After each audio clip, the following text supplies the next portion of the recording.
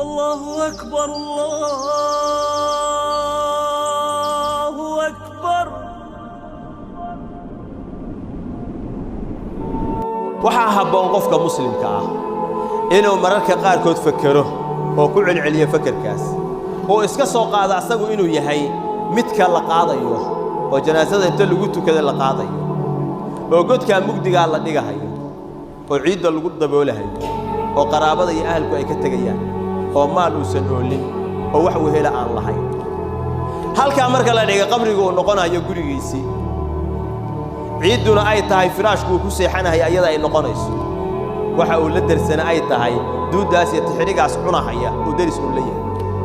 halkaas markuu qofku xasuusto in la dhigahayo sidaasna loo dhigahayo lagana kala dareeray tasawuro meesha aad taalid bal mar waxaad ku fakartaa adoo qabriga dhex taalid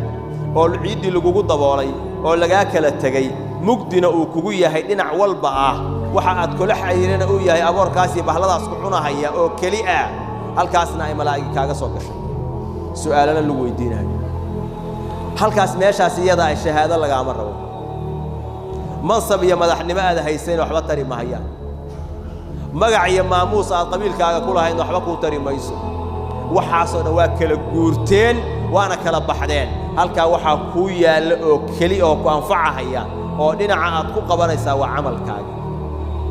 hadduu khayr ahaa khayr hadduu shar ahaa naar ayaad mudanaysaa iyo cadaab nacuudu billaahi min dalik waxaa habboon qofka muslimka ah inuu degdeg naftiisa uga gaaro oo naftiisa uu badbaadiyo uu ka badbaadiyo macaasida iyo dembiyada toobadna uu ku badbaadiyo ilaahay subxaanahu wa tacaala uu toobad keeno wuxuu yidhi alimaam ibnu rajab alxambali qofka haddaygee ay ku timaado da'du ay ku timaado oo ciradu ay ku timaado oo qofku cirro isku arko فهو بمنزلة الحامل التي تمت لها شهور حملها وعقوفك أسلمي دي عرضة اسكو أركي هواني أور له أو بليه أولا ما يسترمي فهي لا تنتظر إلا الولادة وحانا هاين إنا نشسوغي ميسو وعاوي يا همين دم فولوي كذلك صاحب الشيب لا ينتظر إلا الموت qofka ciraystay oo ciradu ay taabatay wax aan dhimasho ahayn sugi maayo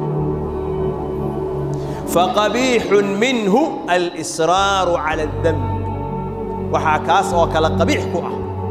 oo ihaana iyo dulli ku ah inuu dambiga sii wadahay oo macaasida sii daa'imahay asagoo ciradii ay ka soo baxday oo caawaya habeen dambe fool geeri u ah inuu dambiga iyo macaasida sii wadaa wax qofka isagoo mawdku aan kala aqoonin mid yar iyo mid weyn maalin walbana aan arkayna tarab in loo dhimanayo saaku guriga ka soo baxay asagoo caafimaad qaba ilmuhu u soo shaqaysanayay tobanaan ballan ayuu lahaa intaas oo qorshe ayaana ku taagnayd ayaa la leeyahay ilbihiisii galabtii la wado ama hilibkiisii lamama aragba ama asagoo googo'ayo cad loo wada loo keenayo cid farxaddii cadaab waxay isku bedeshay oohin iyo boohin asaguna farxaddu ku soo baxay wuxuu isku bedeleen dhuxul iyo fahmi oo noqdo waynu arkaynaa cadaabka joogtada ah oo adduunyada maanta ka dhacaya oo tarabta oo yar iyo weyn midna aan kala aqoonin waan arkaynaa waa inaan ku tala galnaa inay bari tahay ama caawa ay tahay ama saacadan ay tahay waxaad u diyaarsan lahayd diyaarso insha Allah